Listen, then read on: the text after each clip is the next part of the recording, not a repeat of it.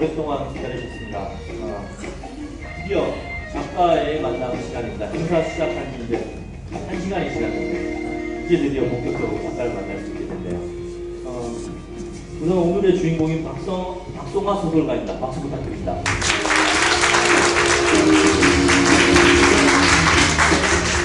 네, 박송아 작가님, 오늘 출연하신 소감 그리고 지금까지 지켜보시면서 어떤 생각 드셨는지요? 사실 처음 시작할 때 굉장히 너무 많이 돼가지고 경직되어 있었는데 시간이 좀 지나니까 좀 이제서 기쁘고 영광인 기분이 드네요. 참석해주신 분들 너무 감사드리고요. 그리고 준비해주신 분들도 정말 감사드립니다. 준비하신 겁니다. 굉장히 유창하죠. 처음에 이번 등단 5년차 미만 신진작가 육성 프로젝트 여기에 선정됐다고 소식을 들었을 때 어디서 언제 어떻게 들으셨으며 또 기분은 어떠셨습니까? 그날은 이른 아침부터 되게 바빠서요. 아침 일찍 돌아다니다가 이제 저녁쯤에 잠깐 짬이 나서 이제 잠이 들었었는데 일어나 보니까 문자 메시지가 와 있더라고요. 너무 기뻤고 힘들게 쓴 소설이라 안도감이 너무 들어서 되게 좋아했습니다. 아, 연락이 문자로 온 겁니까? 네, 문자로 왔어요. 다음부터 전화 좀 부탁드립니다. 자, 그리고 지금 여러분들 보시면서 저 학생들 누굴까 이렇게 생각을 하셨을 텐데요. 제가 소개하겠습니다. 지금부터 이어갈 코너는 미래 대 미래입니다. 한국 문학의 미래를 이끌 작가와 또 미래의 독자가 미리 만나서 이야기를 나누는 시간. 그야말로 국내 유일, 사상 최초, 전무후무한 코너가 아닐 수 없는데요. 내가 얘기해놓고 부끄럽네. 한국 문학의 유망주 박송아 작가를 만나기 위해서 오신 분들입니다. 평소에는 주로 교과서와 참고서를 통해서 문학을 접하던 학생들인데 아직 출간도 안 된 이 신인의 따끈따끈한 소설을 읽고 작가를 만나기 위해서 불이 나게 달려왔다고 합니다. 오늘 손님은 경기도 용인에 위치한 소명 중고등학교 학생들입니다. 박수 부탁드립니다.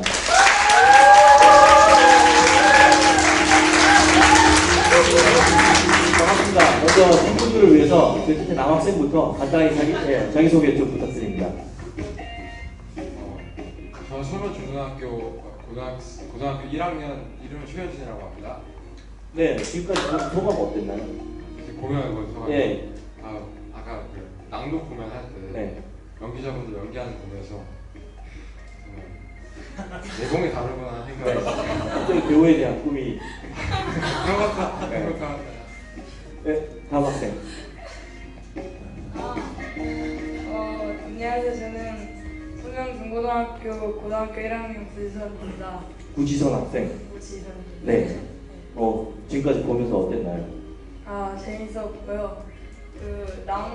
그러니까 글로 읽을 때랑 배우분께서 이렇게 나레이션 해주신 거랑 느낌이 달라서 진짜 많이 웃었던 것 같아요. 네. 옆에 학생. 안녕하세요. 저는 역시 소명 중고등학교 고등학교 1학년에 재학 중인 김동희라고 합니다. 이런 기회가 사실 처음이라 갖고 되게 궁금하기도 했는데 되게 재밌었던 것 같아요. 네, 김동희 학생 개인적으로는 가장 또박또박 얘기하면서 굉장히 기대되는 이만큼 지켜보도록 하겠습니다. 우선 박송아 작가님의 소설 그리고 배꼽의 기원 미리 다 읽어보셨죠? 예, 소감 어땠나요? 읽어보니까 예, 재밌었나요? 네, 되게 처음부터 딱 읽었는데 뭐지 하고 읽었는데 뭐지? 처음에 첫 문장 되게 몰입이 되고요. 또 사실 주제는 되게 좀 암울했는데 그거를 유머러스하게 녹여낸 부분이 정말 인상 깊었어요. 네. 또 읽고 난 다음에 작가님한테 궁금한 점 있었죠? 네. 예, 하나씩 질문을 하도록 하죠.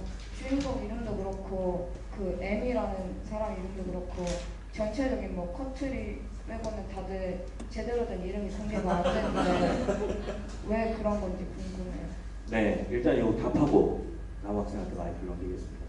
제가 일단 1인칭 시점을 많이 쓰는데 그 1인칭 시점을 많이 사용해서 소설 쓰는 게 독자분들이 좀 더 주인공인 나와 더 가깝게 연결되기 위해서 그런 식으로 많이 쓰거든요. 그리고 익명 처리 마찬가지로 쉽게 뭔가 주변 인물이나 뭔가 나와 가깝게 상상이 될 수 있도록 신경을 많이 쓴 편이라서 지금 익명으로 많이 처리하고 있어요. 답변이 됐나요? 네. 네, 중간에 답변을 듣는데 김동희 학생이 어디 제대로 얘기 하나 보자 이러면서 안경을 고쳤었는 게 굉장히 인상적이었습니다. 옆에 후지선 학생. 그 필리핀 엄마가 등장하잖아요. 거기서 그 필리핀 엄마라는 게 어떻게 보면 다문화 가정적인 요소로 전 보였거든요. 그래서 혹시 다문화 가정적인 요소를 집어넣으신 이유가 따로 있으신지 궁금했습니다. 아니 그 전에 뭐 소설을 어떻게 잘 읽으셨나요? 아, 네, 잘 읽었고요. 네. 아, 잘 못 읽어서 그냥 얘기하기 아니, 싫은데. 아, 여기 오기 전에 네. 혹시 헷갈릴까봐 읽었습니다. 아 예. 네. 잘 아, 읽었어요. 허스키한 목소리가 굉장히 마음에 아, 네, 드네요. 긴장하면 이렇게 아, 낮아져가지고. 알겠습니다. 네. 작가님. 네, 그 다문화 가정 제가 그 다문화 가정 외국인 센터 거기서 4년 동안 자원봉사를 한 적이 있는데 그때 보고 상당히 많은 아무래도 이제 그 아내 쪽이 다문화 가정 그 다른 이주 여성분들이 많으신데 그런 거에 대한 문제에도 관심이 많아서 네, 그렇게 되었어요. 네, 최현준 학생도 읽은 소감이랑 작가님께 질문 부탁합니다. 이제 이거 나와야 된다 그래가지고 책을 이제 네. 컴퓨터를 켜서 읽으면서 아 시키던가요? 선생님이 나와야 된다? 뭔가 점수를 제공하면서. 점수는 없고요. 네. 점수 주시면 좋겠네요. 아, 점수 주시면 좋겠습니다. 그래서 밤에 컴퓨터를 켜가지고 이걸 이제 문서를 읽고 있는데 계속 키득키득거리면서 읽으니까 네. 어머니가 옆에서 만화 보냐고 책 읽고 있다고. 그래서 굉장히 계속 막 빵 터지는 그런 웃음은 아닌데 계속 칫솔을 머금고 가끔 그런 웃음인 것 같아요. 네. 그래서 질문은 왜 제목이 백골 기원입니까? 아, 질문 굉장히 날카롭네요. 앞에는 좋은 얘기를 해줬는데 그게 다 날카로운 질문 던지기가 떡밥이 아니었나 생각했는데 왜 배꼽의 기원인가요? 일단 이제 저는 배꼽이라는 것을 이제 한 개인이 그 최초로 경험하는 분리라고 생각을 하고 있어요. 그리고 그 흔적이라고 생각하는데 이제 이 소설 내용을 보다시피 주인공이 점점 자신을 좀 웃기고 이렇게 남들에게 낯설게 느껴지는 운명을 포기하다시피 하면서도 결국에는 받아들이게 되거든요. 배꼽이라는 것도 처음에는 약간 아물지 않은 상처 같다가 점점 시간이 지나면서 하나의 형태로 잡히듯이 그런 운명이랑 빗대어서 했기 때문에 배꼽의 기원이라고 저는 나름의 주제로 그렇게 제목을 정했습니다. 아, 질문이 거의 저희가 좀 이따가 문학평론가를 한 분 모실 텐데 거의 뭐 문학평론가에 버금가는 날카로운 질문인 것 같은데요. 예, 또 예리한 질문을 받았으니 복수를 하셔야죠. 예, 소설을 미리 읽은 학생들에게 작가로서 또 궁금한 점이 있으면 질문하시죠. 가장 궁금한 건 그 형식적인 문제인데 제가 그 대화나 이런 부분에 있어서 큰 따옴표를 사용하지 않고 그리고 계속 단락을 따로 나누지도 않고 그렇게 차용을 했어요. 그거에 대해서 읽는 시 얼마나 불편했는지도 궁금하고 오히려 그런 것이 문제가 되지 않았는지도 궁금하고 네, 그런 게 제일 궁금하네요. 자, 이 질문을 한 명을 지명을 해주십시오. 누구한테 질문하시겠어요? 남한테 네, 최현준 학생. 또 마이크를 들면서 미리 준비를 하고 있었어요. 일단 이제 전혀 불편하지 않았습니다. 네, 읽으면서 그러니까 두 번째 읽으면서 이게 큰 타이포가 없었다는 것을 알았을 정도로 전혀 불편함이 없었고 심지어는 이제 나중에 저희가 약간 쓴 창작 소설을 읽는 부분이 나오잖아요. 거기서 제가 그렇게 쓰고 있더라고요. 큰 타이포 없이. 네, 저도 그렇게 썼더라고요. 그래서 생각했던 것보다 굉장히 익숙한 어떤 문자 쓸 때 귀찮아서 빼고 했는데 비슷한 것 같아요. 귀찮아서 그러신 거예요. 의도가 있었던 거 아닙니까? 네, 의도가 있었는데 네. 그래도 잘 읽혔다니 네, 고맙습니다. 또 다른 뭐 궁금한 점 없습니까? 이게 이제 주인공이 사실 우리가 일반적인 사람은 아니잖아요. 뭔가 공감이 가던가요? 약간 몰입이 되거나 공감할 수 있는 요소가 있었는지 발견할 수 있었는지 궁금합니다. 네, 요거는 제가 보니까 지금 최현준 학생이 구지선 학생한테 마이크를 살짝 넘겼는데 마이크를 되쳤어요. 네. 구지선 학생이에요. 어떻게 생각하시나요? 마이크 잘 나와요. 저는 제가 좀 웃음이 많은 편인데 그래서 남들이 웃지 않는 데서도 계속 웃어요. 그래서 막 병 걸리셨는데 무서워가지고 저도 진짜 이런 경우 많았거든요. 누가 방광염 걸렸다고 했는데 나 아프잖아요. 근데 제가 그거 아픈 줄 모르고 그냥 하하 그랬다가 막 정말 아픈 거라고 웃지 말라고 그래가지고 되게 당황했었거든요. 그래서 진짜 비슷한 거 같다고 저도 읽으면서 많이 생각했는데 또 뒤에 질문도 나오고 많이 치워졌죠? 아, 죄송합니다. 네 그렇게 많이 공감이 됐어요. 네. 아니, 실제로 주인공이랑 비슷하네요. 예. 아니 웃음이 많았나요? 네. 사장님, 예, 지금 또 마지막으로 김동희 학생 질문 기다리고 있는데 가장 인상적인 장면을 꼽으라면 뭘 꼽을 수 있을까요? 그 마지막에 아예 마지막은 아닌데 하여간 후반부에 증조 할머니가 저 진짜 죽은 줄 알았거든요. 근데 그 막 살아서 트로피 들고 좋아하셨다는 부분이 가장 인상 깊었던 것 같아요. 네. 어떻게 마음에 드십니까? 네, 매우 네. 아, 그리고 저희가 이제 이 사전 독자 감상단 학생들이죠. 이분들한테 특히 인상 깊게 읽었던 장면, 기억에 남는 문장 중 일부를 뽑아달라고 했는데요. 이 자리에 올라온 학생들은 어떤 장면이 가장 기억에 남았는지 궁금합니다. 제가 몇 개 읽어볼게요. 증조 할머니가 나 때문에 돌아가셨다고 생각했을 때 웃기 싫어 배를 치는 장면. 아까 남도 공연에도 나왔죠. 동생에게 언니가 왔다라고 말하는 부분. 증조 할머니의 생사에 관한 반전. 마지막에 애미 주인공에게 죽지 말라고 진심이 아니었다고 한 후에 주인공이 진심은 그때그때 바뀌어버리는 치사한 것이라고 생각이 들었다 라고 했을 때의 장면. 주인공을 임신함과 동시에 외할머니가 가출했던 장면. 주인공의 세 번째 아버지가 주인공에게 꼭 울어야 하는 법은 없다고 하는 장면. 네. 이런 장면들을 꼽아주셨네요. 지금 여러분들이 꼽아주신 거죠? 예. 한 분만 말씀해 주실까요? 저기 최현준 학생님, 최현준 학생, 학생님 괜찮네. 최현준 학생이 꼽은 장면이 어떤 건가요? 저는 마지막에 이제 주인공의 세 번째 아버지가 주인공에게 꼭 울어야 하는 법은 없다고 하는 장면을 보았는데요. 네. 그 장면이 왜 인상적이었나요? 그러니까 순간 딱 이 문장을 읽는 순간 굉장히 생각과 일치했어요.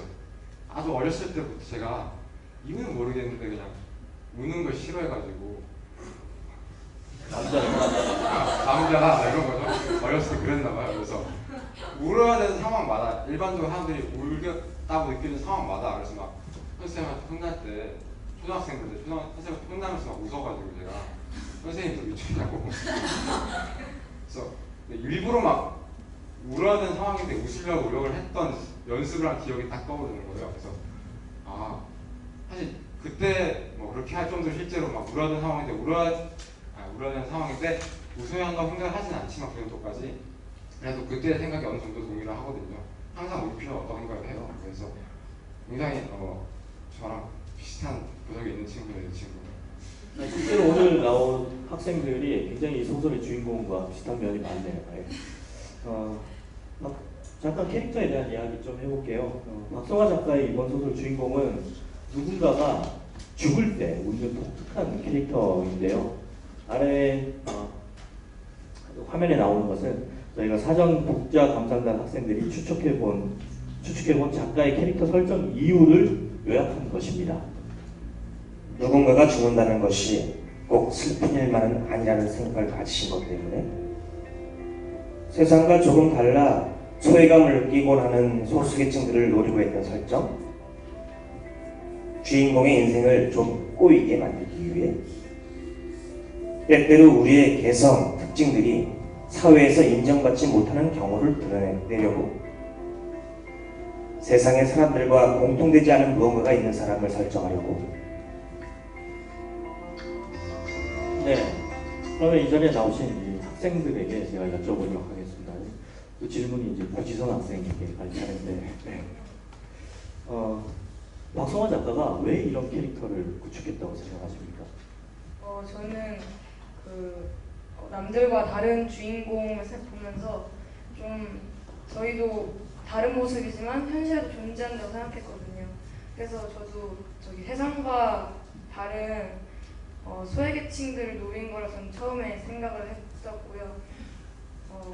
그래서 네, 그렇게 생각했어요. 긴장한 거 맞습니까? 네. 말씀 너무 잘하시는데. 너무 많이 긴장해요.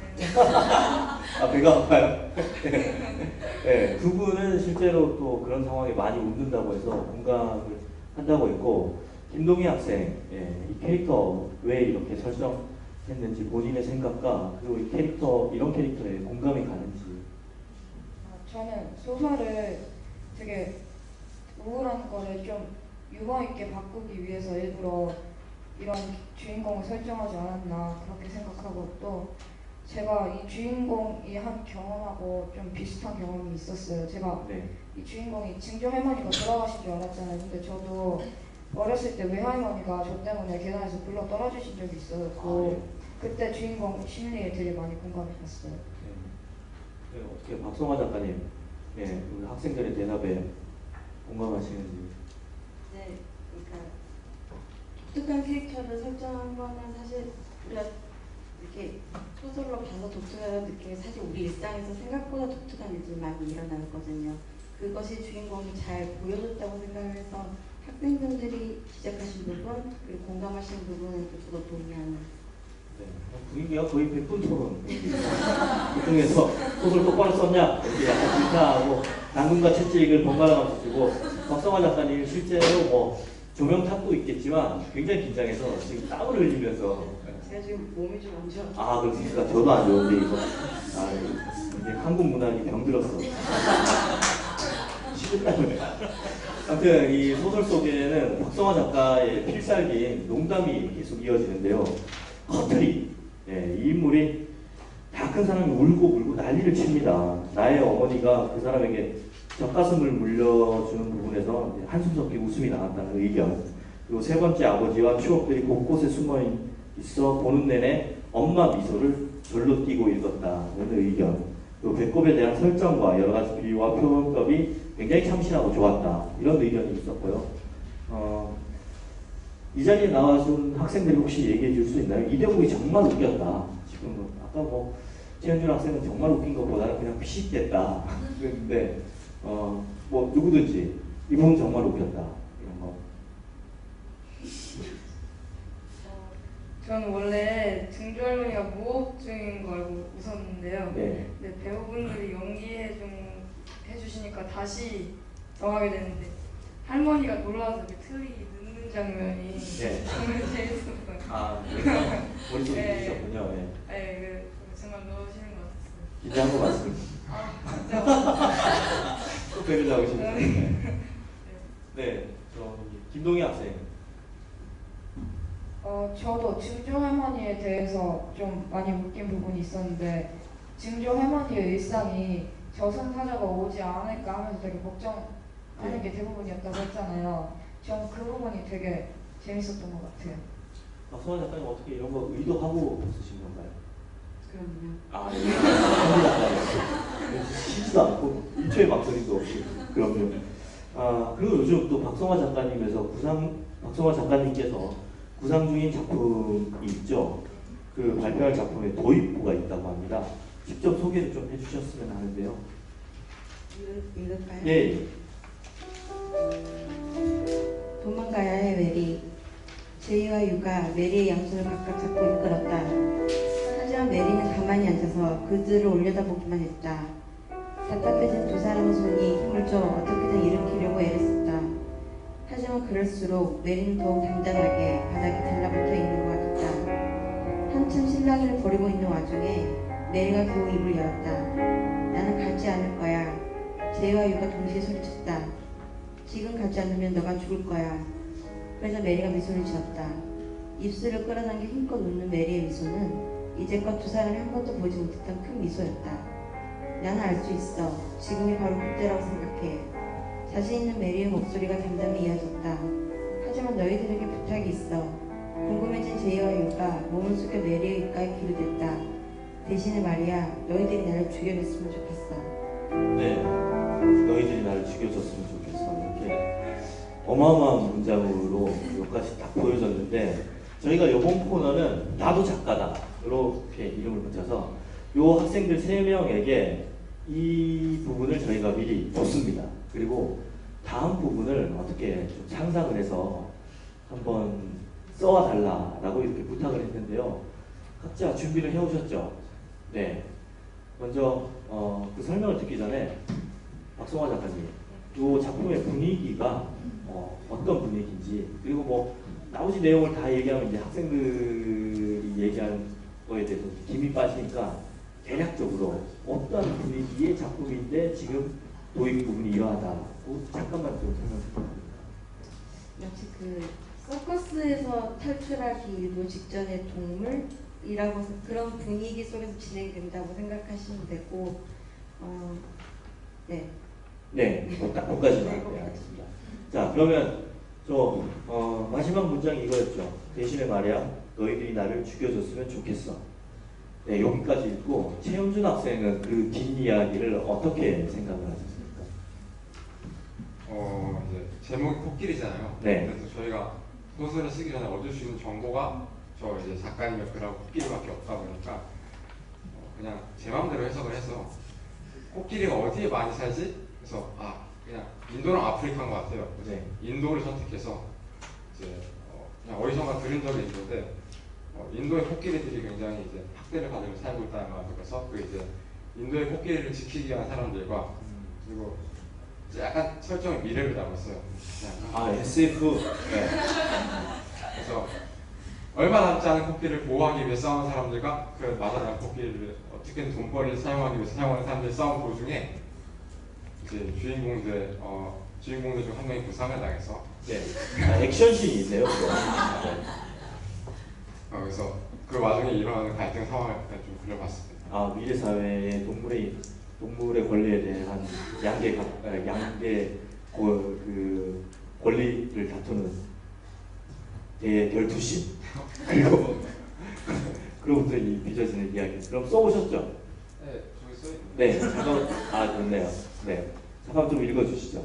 그러면 소설 마지막 문장부터 읽겠습니다. 궁금해진 제이와 유가 몸을 숙여 메리의 입가에 귀를 댔다.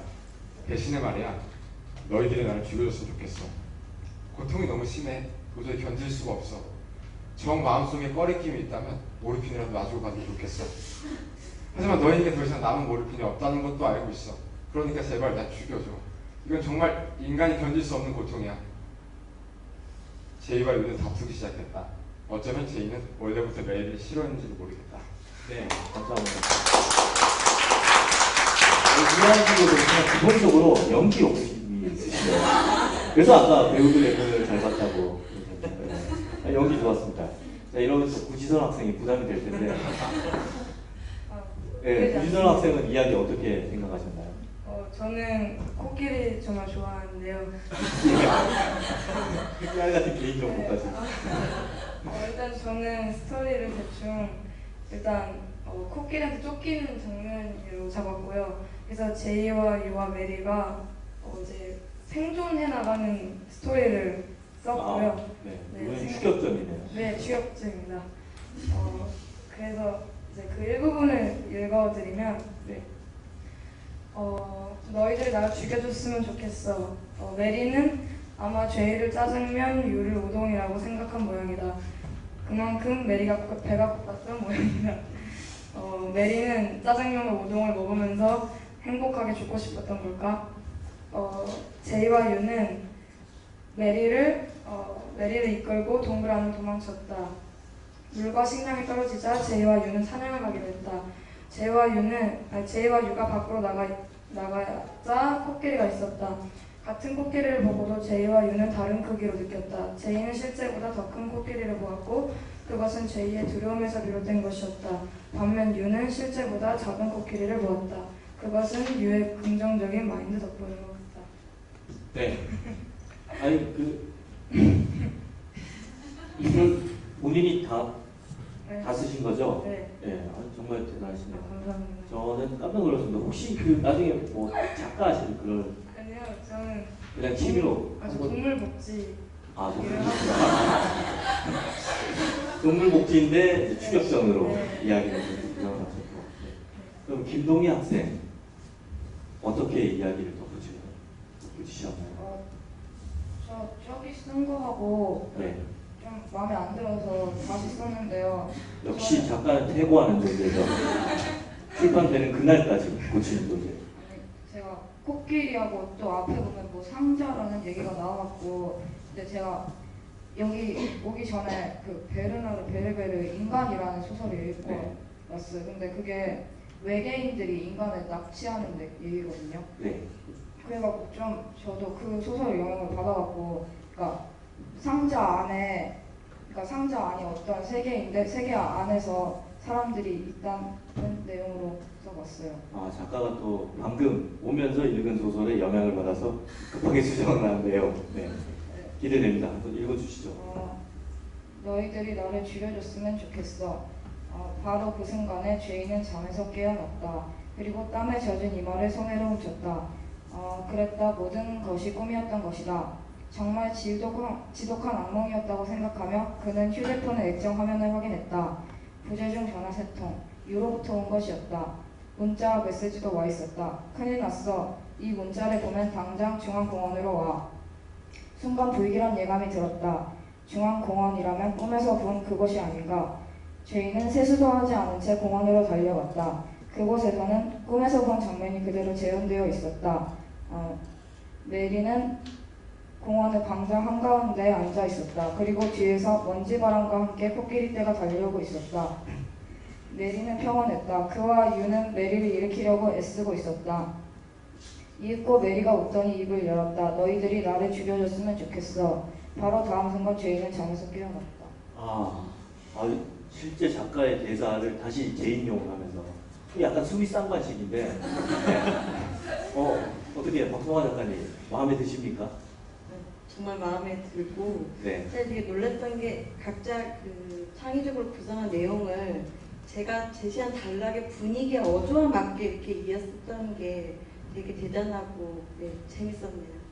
혹시 이 중에 본인이 실제로 생각한 스토리 전개와 유사하게 흘러간 그러니까 뭐 정답이라고 하긴 못하지만 모험 답안 같은 게 나왔나요? 네 명이 있는데 이렇게 4인 4색 생각이 다 다르네요. 아무튼 지금까지 여러분들 나와주셔서 감사하고요. 이 자리에 함께한 사전 독자 감상자께 박수 부탁드립니다. 네, 이 작가님과 제가 잠깐 대화를 나누도록 하겠습니다.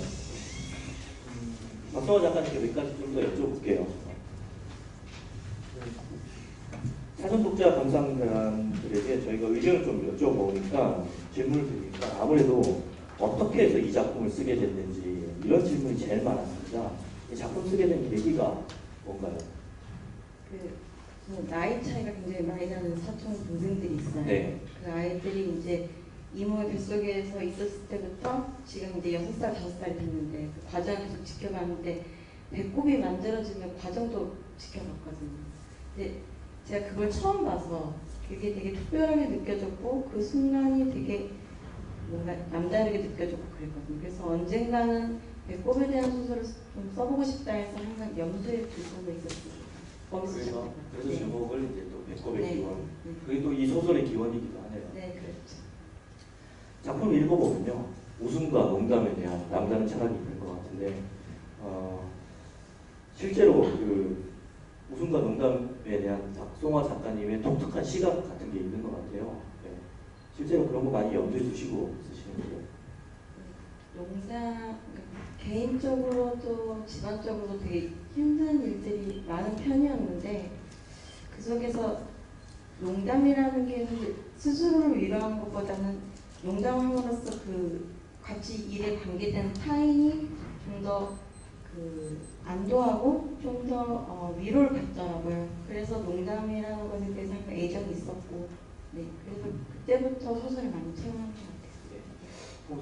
여쭙기 조금 조심스럽긴 한데 잠깐 동안이지만 어린 시절 아픈 경험을 좀 하셨다고 합니다. 요즘 사회 문제로 대두되고 있는 따돌림, 왕따, 폭력 같은 것이 남의 이야기로만 들리지 않을 듯한데요. 사전 인터뷰에서 비슷한 경험을 가진 학생들을 위해 자원봉사도 가끔 하신다는 이야기를 들었습니다. 어떠신가요?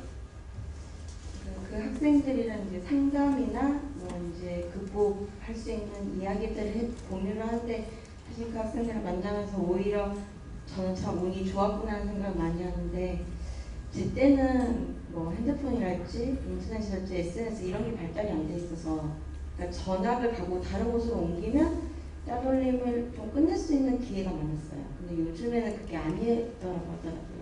내가 이 학교에서 따돌림을 당해서 전학을 하면 그 학생들끼리 또 공유를 해서 얘가 전에 따돌림을 당했던 학생이다.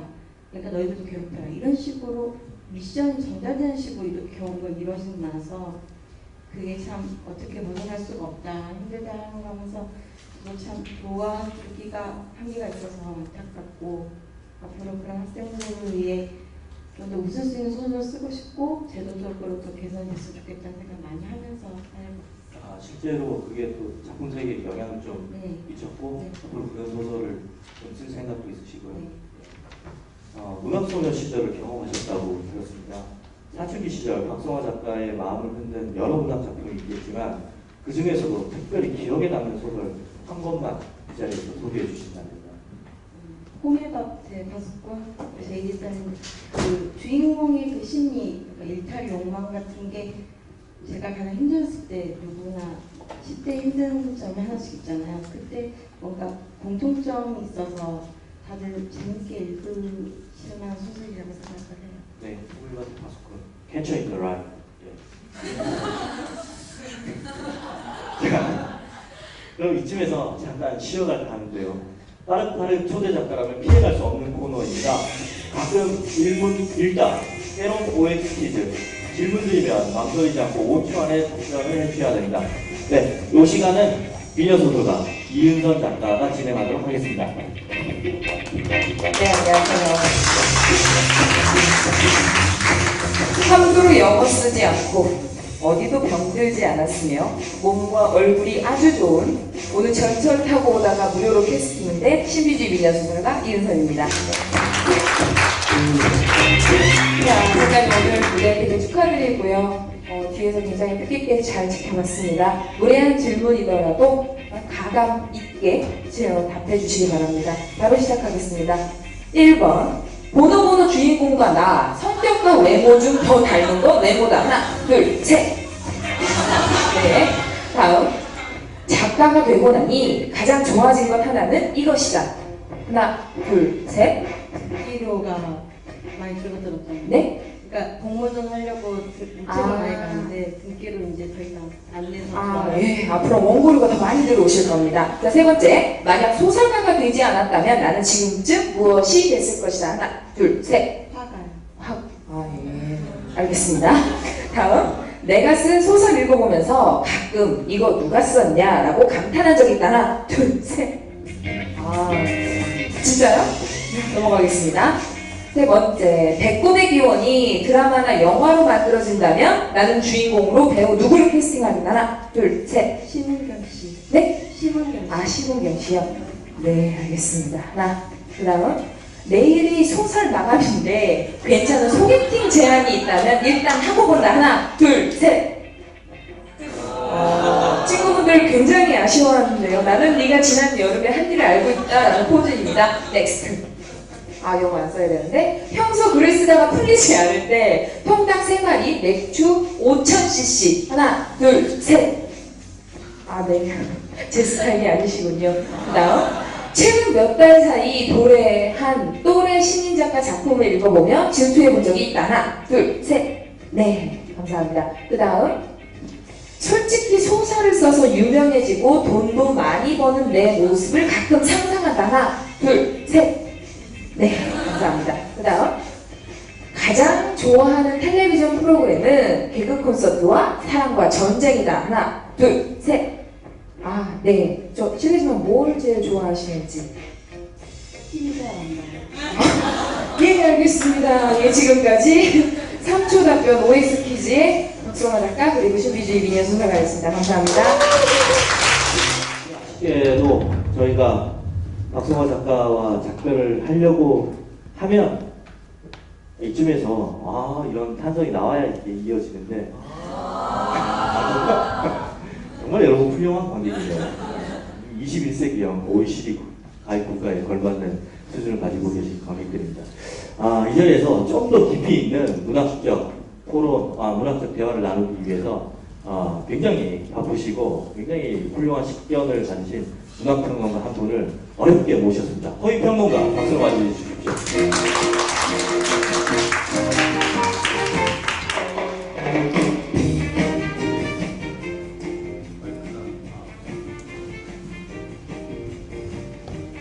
문학을 논해야 되는 이 자리에 마이크가 안 나와서. 예, 안녕하십니까. 평론 쓰고 있는 허이라고 합니다. 네, 앞에서 신비주의 미녀 소설가께서 말씀을 해주셨는데요. 뒤에 그렇지 않은 사람이 나와서 상당히 부끄럽습니다. 마지막으로 제가 박성화 작가님에게 여러 가지 질문을 드리려고 하는데요. 그 전에 제가 이 소설을 어떻게 읽었는지에 대해서 말씀을 좀 드리도록 하겠습니다. 깊이 읽기는 아니고요. 조금 저의 관점으로 본다. 이 사람은 이렇게 보는구나 정도로 파악해 주시면 좋을 것 같은데요. 우선 아이러니에 대한 이야기를 좀 해보려고 합니다. 여러분들은 아이러니를 어떻게 정의하고 계십니까? 여기 학교에서 공부하는 학생들이 있을 텐데 구지선 학생? 네, 아까 허스키의 목소리가 매력적이었는데요. 학교에서 아이러니를 뭐라고 배웠습니까? 예, 아이러니? 예, 그쵸. 예, 단어라고 배웠죠. 예, 기본적으로 단어입니다. 그런데 그것을 문학적으로 조금 다르게 정의를 한다면 그것은 행위가 의도를 배반하는 것이라고 다르게 표현할 수도 있겠죠. 그런 아이러니가 애도에 적용되는 방식이 저는 두 가지가 있다고 생각합니다. 첫 번째는 타인의 죽음을 슬퍼하지 않는데 우는 사람입니다. 예, 우리가 장례식장에서 많이 보죠. 물론 진짜로 그 슬픔을 간직하고 있는 분들도 있지만 정말 이 사람과는 별로 관계가 없는데도 불구하고 거짓으로 우는 사람도 분명 있죠. 두 번째는 타인의 죽음을 슬퍼하기 때문에 웃는 사람입니다. 바로 박성화 작가님의 소설에 나오는 캐릭터라고 볼 수가 있겠죠. 그런데 현실 논리에서 용인되는 것은 제가 말씀드린 첫 번째 인간이고 또 후자는 배척됩니다. 그렇죠. 장례식장에서 어떻게 웃을 수가 있느냐. 바로 박성화 작가님의 그 나아가 다른 사람들에게 배척받았던 이유와 같습니다. 그런데 소설의 논리는 저는 그와는 반대라고 생각합니다. 달콤한 거짓이 아니라 달콤 쌉싸름한 진실을 추구하는 것이 바로 소설이기 때문에 박성화 작가님의 배꼽의 기원은 우둔의 애도가 아니라 그것은 너무나 편한 방식이니까요. 오히려 불편한 웃음의 애도를 수행하는 것이 아닌가 그런 생각을 좀 해봤습니다. 그리고 제가 여기에 적어 놓은 것은 그에 대한 간단한 작품 평인데요. 좀 부끄러운데 좀 말씀드리도록 하겠습니다. 배꼽의 기원에 나오는 인물들은 감정 지출의 경제를 따르고 있다라고 썼습니다. 자, 이때 감정 지출의 경제라는 건 원래 그 정신분석가인 프로이트가 쓴 이야기입니다. 이 감정 지출의 경제라는 것이 무엇이냐면 냉정한 세계에 홀로 있는 상황에서 반드시 그러하리라고 예상되는 정서적 반응을 지연하고 거스르면서 전혀 엉뚱한 방식으로 서술의 방향을 전환시키는 겁니다. 한마디로 이야기하면 자, 슬픈 상황입니다. 그때 어떤 사람들은 당연히 슬퍼하는 표정을 지어야 하겠죠. 그게 정상적인 방식입니다. 그런데 감정 지출의 경제를 따르는 인물들은 정반대의 방식으로 그것을 표출합니다. 그것이 저는 박성화 작가님의 배꼽의 기원의 어떤 특징이 아닌가라는 생각이 들었는데요. 이 소설의 인물들은 자신처한 암울한 상황에 대해서 지나친 감정 소비를 하지 않습니다. 그리고 자기 자신을 기준으로 삼는 개인주의자라고 보았습니다. 그렇다고 해서 고립되는 것은 아니죠. 결말에서 드러나듯이 상처를 가진 개인들은 다시 서로를 더듬어 안습니다. 예. 사랑의 미러를 더 많이 말하는 사람들이 실제로 더 많이 사랑하는 것이라고 저는 생각하지 않습니다. 오히려 사랑이 부족하기 때문에 나는 너를 사랑한다 라고 더 반복해서 말하는 것은 아닐까. 반대로 이야기하면 최소한으로 혹은 나는 너를 사랑하지 않는다라고 이야기할지라도 그 안에 어떤 진심이 있다면 그것은 반드시 전달된다고 생각합니다. 소설이란 바로 그런 진심의 언어를 다루는 양식이기 때문에 저는 박송아 작가님 작품이 그러한 것을 잘 보여주고 있는 작품이라고 생각합니다. 그래서 제가 생각하기에는 배꼽의 기원이 어떤 포즈의 허위 같은 것을 꼬집고 오히려 마음의 소리를 옹호하는 작품이 아닌가 이렇게 읽었습니다. 감사합니다. 네, 말씀 잘드렸습니다. 저희 선생님 자리에 앉으시죠. 네, 가능한 저랑 멀리 떨어져서 옆에 있어요. 비교가 돼서. 안녕하세요. 잘 지내셨나요? 예, 최현석 작가님, 예, 저희는 행사에서 종종 뵈서 예. 여기서 뵙는데요. 그러게요. 오늘 이제 작가와 비평가의 만남인데요. 네, 제가 다 긴장이 되네요.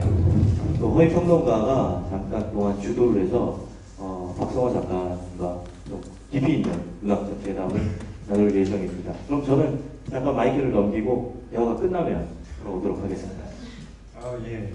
최현석 작가님께서 좀 지금 많이 아프십니다. 예. 저희 마이크를 넘기는데요. 제가 이야기를 하겠습니다. 배꼽의 기원은 두 번의 개작을 거친 작품이라고 들었습니다. 혹평도 상당히 있었다고 들었는데 구체적으로 어떤 점에서 그런 혹평이 있었는지 그래서 어떤 점을 중점에 두고 그것을 고치셨는지 궁금한데요. 예, 말씀을 좀 해주셨습니다. 아무래도 배꼽의 기원이라는 제목에 맞춘 주제가 작가 본인으로서도 명확하게 이렇게 설정이 되지 않았고 그렇기 때문에 주제에 관련된 뭐 소재, 뭐 장면이나 내용이 전부 좀 명확성이 떨어지고 네. 그러다 보니까 인물도 생동감을 잃고 그러니까 많은 점들이 문제점을 발휘해서 좀 밋밋했다는 얘기를 또 많이 들었어요. 네. 근데 이제 그 개작을 하면서 제일 중요했던 게 아무래도 주제의식을 좀 더 명확하게 바로 잡으려고 애를 썼고 네. 예, 인물을 좀 생동감 부여하려고도 노력을 많이 했고 예. 그런 점을 중심으로 개작을 했습니다. 예. 그래서 이전 버전을 제가 보지 못해서 좀 아쉽다라는 생각을 했는데 과연 그것이 어떻게 반영되었는가를 따져보는 것도 사실 비평을 쓰는 사람으로서는 또 할 일이기 때문에 나중에 또 그 부분에 대해서는 이야기를 나누도록 하고요. 제목에 대한 이야기를 좀 해보겠습니다. 원래 배꼽이라는 건 아까 작가님께서도 말씀하셨듯이 모체와 태아가 결합되어 있는 것을 보여주는 어떤 상징적인 부분입니다. 그런데 그것을 탐구하는 작업은 자칫 엄숙해지기 쉽죠. 그런데 박송화 작가님의 경우에는 그것을 다른 방식으로 오히려 유의의 방식으로 돌파하고 있는 것이 아닌가라는 생각을 했는데요.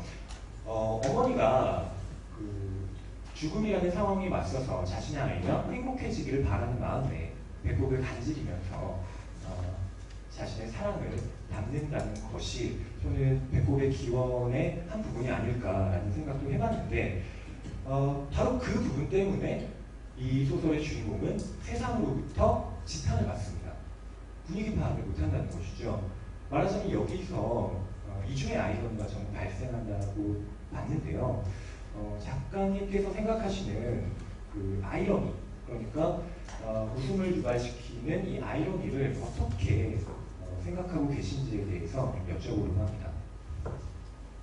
그 이제 제목이랑 연관돼서 얘기를 하자면 배꼽의 기원이라고 제목을 붙인 이유가 이제 한 개인이 어머니의 뱃속에서 10개월 동안 있다가 나오는데 그동안은 탯줄로 무언가를 공급받고 자라왔는데 이제 나와서부터는 탯줄인지 완전히 분리가 되는 순간부터는 모르지 나의 몫으로 스스로 움직여서 이렇게 해야 되는데 저는 그 탯줄을 일종의 우리가 선택할 수 없는 미처 선택하지 못하는 약간 운명적인 요소라고 생각을 했어요. 네. 그래서 그 운명적인 요소는 사실 그것에 대해서 좋은 의도로 접근하든 나쁜 의도로 접근하든 우리가 선택을 할 수 없으므로 어떤 식으로 결과가 나올지도 예측을 할 수가 없고 네. 바로 그런 지점이 주인공이 이제 그것을 그 운명을 그런 어머니의 좋은 의도지만 예. 자기 어머니가 그 운명을 선택하지 못한 것처럼 주인공도 그 운명을 선택하지 못한 상태에서 나왔고 네. 이제 이런 주인공이 자신의 그런 결핍된 운명을 어떻게 수용하는가 그 과정을 그리기 위해서 그렇기 때문에 아이러니가 좀 발생을 하는 면을 좀 그렸다고 생각을 해요. 아, 예. 뭐 박성환 작가님의 작품뿐만 아니라 많은 또 다른 그 훌륭한 작품들의 경우에도 이 아이러니를 적절하게 활용하는 경우가 많은데요. 여기 앉아 계신 최민석 작가님의 경우에도 예, 그런 아이러니를 잘 사용하시는 작가님이시기도 하죠. 예, 그래서 혹시 그런 아이러니에 대한 작품을 쓰실 때 참고하셨을 작품 같은 것들이 있으셨나요? 아이러니 예, 예. 특별히 없는 것 같습니다. 예. 그럴 수도 있습니다. 꼭 다른 작품을 참조해서 쓰는 건 아니고. 선생님 강화하셨나요? 예, 사실 조금 나오니까요. 다음 질문이 있으면 괜찮습니다. 예.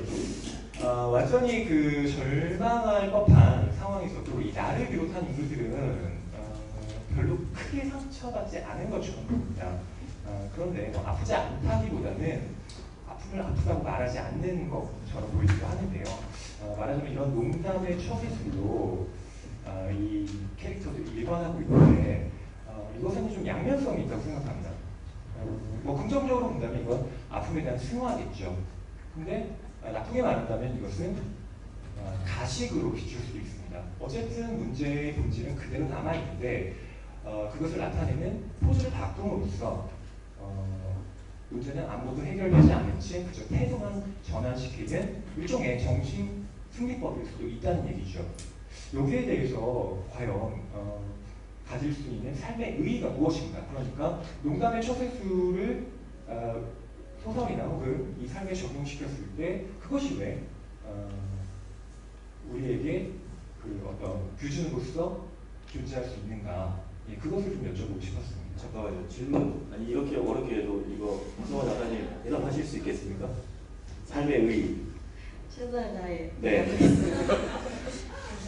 뭐 아니 도와주시려고요. 예, 이따가 말씀해 주시면 강화하신 것 같아서 물 좀 드시면서. 예.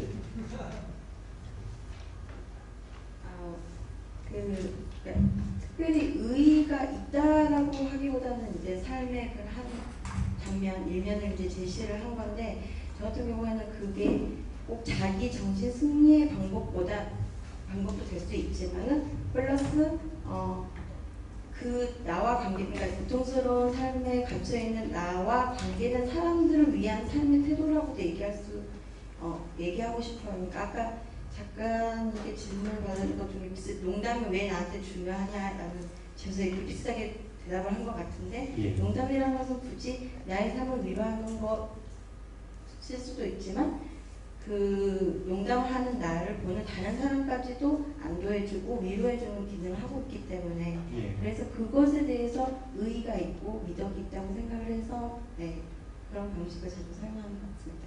예. 작가님, 최민석 작가님, 네. 굉장히 잘 대답해 주셨습니다. 아, 네. 네, 역시 역시. 하실 줄 알고 예. 제가 좀 깔아드리려고. 네. 예, 최민석 작가님 네, 배려 역시 감사드리고요. 마지막 질문 드리도록 하겠습니다. 배꼽의 기원을 읽다 보면 여기에 담긴 세계는 현실인데 현실이 아닌 세계처럼 느껴지기도 합니다. 예를 든다면 임신 당시에 배꼽을 간지럽기 때문에 어떤 죽음에 대해서 웃음을 유발하는 아이, 혹은 나의 잉태와 외할머니의 가출, 그리고 나의 탄생과 외할머니의 죽음, 그리고 여동생과의 교우 같은 것들은 전부 그럴 법해서 그러하다는 개연성이 아니라 과연 그럴 수 있는가라는 우연성의 논리로 이 소설 전체가 구축되어 있는 것 같은데요. 이런 소설적 현실을 설정한 것에 대해서 작가님께 좀 여쭤보고 싶었습니다. 과연 이것이 소설의 리얼을 확보할 수 있는가? 그러니까 소설의 미덕 중에 하나가 팩진성이라면 과연 이것이 독자들에게 팩진하다고 느낄 만할 요소를 가질 수 있는가에 대한 질문이기도 합니다. 그냥 이렇게 간단하고 쉽게 설명하자면 제 개인적인 경험에 비롯해서 그런 우연성을 많이 사용을 하는데 그냥 간략하게 말씀드리면 그 몇 년 전에 굉장히 안 좋은 일들이 계속 있었는데 뭐 누가 굉장히 아팠는데 수술을 받았는데 거기서 또 관련된 누군가 아프고 또 누군가 죽고 그런 1년간의 일들이 뭔가 몇 년 만에 벌어져도 모자랄 만한 일들이 1년간에 벌어진 적이 되게 있었고 예. 생각보다 그런 우연성들이 자주 일어나더라고요. 그런 거를 제가 경험해 봤기 때문에 아무래도 우연성에 대해서 좀 더 관대한 편이고 예. 그렇기 때문에 소설이 잘 반영이 되는 것 같습니다. 예. 네. 답변 됐죠? 예, 그럼요. 네. 내도 어차피 시간이 다 됐기 때문에 이제 끝내야 됩니다. 지금까지 문학평론가 허희 선생님과 함께 심도 깊은 문학적 대화를 나눠봤고요. 소설에 대해서 궁금증이 있었다면 이 시간을 통해서 좀 속 시원하게 풀렸으면 하고 바랍니다. 네. 허희 선생님 감사합니다. 예, 감사합니다. 네, 그러면 오늘 이제 행사 마지막으로요. 저희가 한 2분 정도 박성화 작가님께 궁금한 게 있으면 시간 관계상 죄송합니다. 한 분만 궁금한 게 있으면 질문을 받도록 하겠습니다. 행사에 대한 소감도 좋고요. 박성화 작가에게 대한 궁금한 것도 좋고요. 질문하실 분 참고로 상품이 있습니다. 상품이 네. 먼저 어디서 오신 누구신지. 제가 서울 서초동에서 최혜전이고요. 네. 네, 개인적인 친분이 있어서 좋군요. 먼저 상품을 하나 고르시죠. 매선차, 레모농차, 단홍원, 케이블 타이, 휴대용 치약, 메시볼 타이, 그 다음 가글. 뭘 원하십니까? 휴대용 치약이요. 휴대용 치약 알겠습니다. 그럼 질문하시죠. 제가 가장 궁금했던 거는 안 그래도 좀 물어보고 싶었던 건데 우연찮게 기회가 있어가지고 그러니까 소설을 쓰면서 작가분들은 다들 한 번씩 그런 생각 하실 것 같은데 누가 가장 이 소설을 읽어주기를 바라면서 썼는지가 궁금하거든요.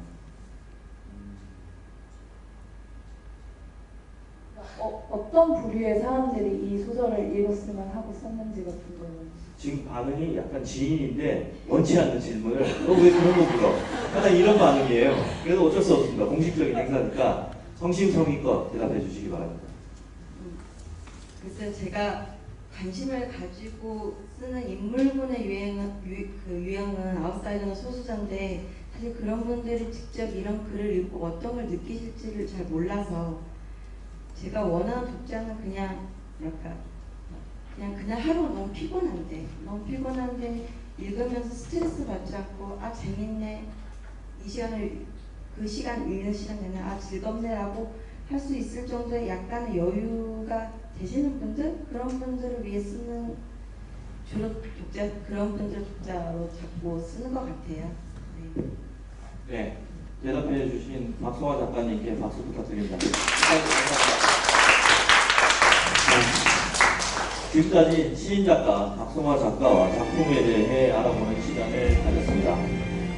어떠셨나요? 재밌게 보셨나요? 네. 감사합니다. 혹시 궁금한 점이 있었다면 많이 해결되기를 바라고요. 앞으로 박성화 작가가 어떠한 행로를 보여줄지, 다음에 또 어떤 작품을 쓸지 궁금해 주시고 많은 관심과 기대해 주시면 좋은 응원이 되지 않을까 싶습니다. 오늘은 박성화 작가를 모시고 시간을 함께 보내봤는데요. 다음부터는 또 다른 작가들과 함께 시간을 가질 예정입니다. 그때도 함께 해주시면 좋겠고요. 지금까지 주최 한국문화예술위원회, 기획 정대훈, 연출 양현식, 행사 홍보 및 조명 손자연, 영상 제작 및 운영 남이나, 음악 DJ 타마, 영상 촬영 및 편집 정영택, 조세영, 대본 작가 최정아, 그리고 진행에서 최민석이었습니다. 이 자리에 함께 해주신 여러분 감사합니다. 조심히 들어가십시오.